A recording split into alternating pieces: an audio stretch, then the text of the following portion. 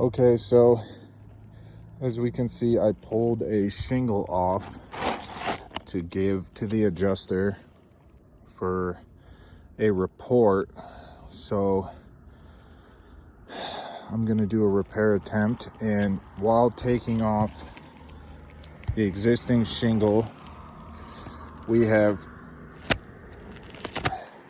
pulled these shingles out, creased them, mat transfers gone, tears in the shingle, new water penetrations because we can't put the nails back.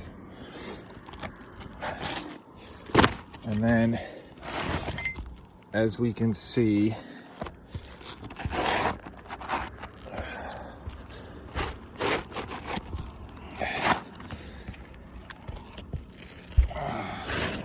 the new shingle